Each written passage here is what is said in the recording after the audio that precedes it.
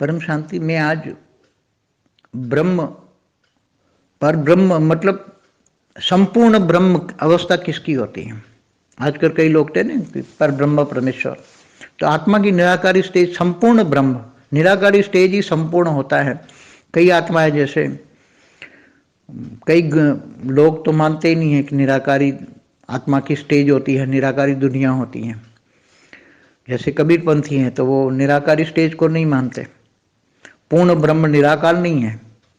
तो पूर्ण ब्रह्म की मैं थोड़ी बात करूंगा। पूर्ण ब्रह्म माना निराकारी आत्मा की निराकारी अवस्था, माना आत्मा की बीज रूप अवस्था, आत्मा की संपूर्ण स्टेज, निराकारी स्टेज, चैतन्य अवस्था की संपूर्ण स्टेज निराकार, जिसको पर ब्रह्म परमेश्वर कहते हैं, अहम ब्रह्मास्मि कहते हैं।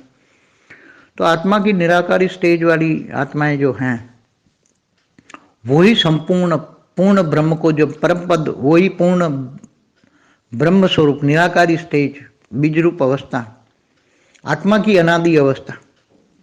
आत्मा की अनादि अवस्था मतलब आत्मा का जब क्रिएशन हुआ, आत्मा की जब रचना हुई, उसी मूल अवस्था, आत्मा की वही स्टेज, आत्मा का मूल स्टेज है, आत्मा का अनादि स्टेज, उसकी मूल स्टेज रूप आत्मा, बीज रूप अवस्था, निराकारी स्टेज।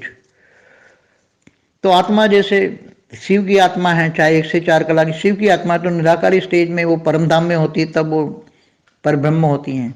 महाशिव की आत्मा भी जब महापरम धाम में होती है तो पर ब्रह्म होती हैं। तो पर ब्रह्म परमेश्वर, जो आत्माएं निराकारी स्टेज को नहीं जानते, नहीं मानते, वो वास्तव में संपूर्ण ज्ञानी नहीं है। संपूर्ण ज्ञानी आत्मा की तीनों को स्टेज को, निराकारी स्टेज को नहीं जानते, मानते। आत्मा की निराकारी स्टेज ही संपूर्ण स्टेज है, जिसको पर ब्रह्म, पूर्ण अवस्था, आत्मा की पूर्ण अवस्था है। तो वो जब तक नहीं जानेंगे, मानेंगे, तब तक पूर्ण ज्ञान नहीं होता है। और आत्मा को जब तक पूर्ण ज्ञान नहीं होता है, तो आत्मा चाहे आकारी दुनिया में, चाहे विष्णुपुरी में हो, चाहे शिवपुरी में हो, तो भी उसको आत्मा की तड़पन रहेगी। चाहे आत्मा विष्णुपुरी में हो, चाहे शिवपुरी में हो, तो भी आत्मा की तड़पन रहेगी। वो चाहेगा कि मैं अपनी संपूर्ण स्टेज में जाऊं, मगर उसको ज्ञान निराकारी स्टेज का नहीं है।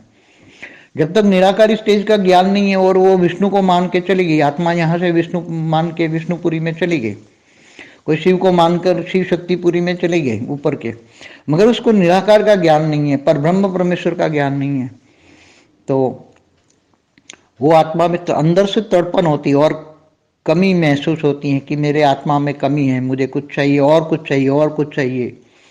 तो जब आत्मा को ऊपर के लोकों में भी जाती है तो उसको ज्ञान मिलता है कि संपूर्ण पर ब्रह्म परमेश्वर का निराकारी ज्ञान आत्मा की संपूर्ण स्टेज है। जब आत्मा वो ओरिजिनल स्टेज में निराकारी दुनिया में जाती हैं, पर ब्रह्म बन जाती हैं, संपूर्ण ब्रह्म स्वरूप बन जाती हैं, संपूर्ण ब्रह्म, पूर्ण ब्रह्म बन जाती हैं, तब उसको मन को शांति मिलती है कि सब सारे कर्म बंधन टूट जाते हैं और आत्मा अपनी अनादि स्वरूप में, आत्मा बीज रूप अवस्था में आ जाती है, तब उसको मन की शांति मिलती है, तब परमानंद स्वरूपम होती है, तब आत्मा परमानंद स्वरूपम, निजानंद स्वरूपम, दिव्यानंद स्वरूपम का आत्मा अनुभव कर सकती है। मगर यहाँ मनुष्य अवतार में जब आत्माएं ज्ञान लेती हैं, आत्माएं निराकारी स्टेज का अनुभव करती हैं, आत्मा मैं निराकारी, मेरे अनादि स्वरूप को याद करती हूँ, आत्मा अपने परमात्मा को याद करके, परमात्मा से पावर लेकर अपने अनादि स्वरूप को आत्मा याद करती है। तो अनादि स्वरूप जो होती हैं, वो याद करने से, आत्मा का निराकारी स्टेज याद करने से आत्मा की उन्नति बहुत जल्दी होती है। आत्मा की उन्नति एकदम निराकारी स्टेज, एकदम मैं निराकार हूँ, और आत्मा तो कहाँ रहती है पता ही है। आत्मा माइंड के सेंटर पॉइंट में रहकर आत्मा माइंड द्वारा शरीर को चलाती है, ये तो सब जानते ही हैं। तो मगर साकार में रहकर भी निराकारी स्टेज का अनुभव करना, मनुष्य को ज्ञान हो जाए कि मैं अनादि स्वरूप, मेरा अनादि स्वरूप, आत्मा का अनादि स्वरूप, तो आत्मा का अनादि स्वरूप, वो आत्मा कहाँ से आई, क्यों आई का, ये सब ज्ञान उसको इमर्ज हो जाएगा। अनादि स्वरूप जितना जितना आत्मा इमर्ज करेगी, आत्मा बुद्धि में अनादि स्वरूप में रहेगी, बुद्धि से साकारी मृत्यु लोक में भी, मनुष्य रूप में भी बुद्धि से ऊंचते ऊंच परम धाम में याद करेगी, निराकारी स्टेज को, अपनी अनादि स्वरूप की स्टेज को याद करेगी, तो उसकी उन्नति ज़्यादा होती है।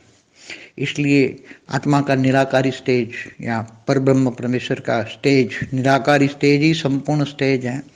वो तो सब कोई ज्ञान कहीं नहीं मिलता है, मतलब पूर्ण ब्रह्म का ज्ञान तो शास्त्रों में भी पूरा पूर्ण ब्रह्म का ज्ञान नहीं है, क्योंकि वो पूर्ण ब्रह्म को ज्योतिर्लिंग की पूजा करके ही करते हैं। ज्योतिर्लिंग, ज्योति माना लाइट का, लिंग माना आकार, पर ब्रह्म परमेश्वर का पूजा करने का एक साकारी तरीका है। साकार में ज्योतिर्लिंग बनाते हैं, ज्योति माना लाइट, लाइट का लिंग माना आकार, तो ज्योतिर्लिंग की पूजा करते हैं। ज्योतिर्लिंग से फिर शिवलिंग हो गया।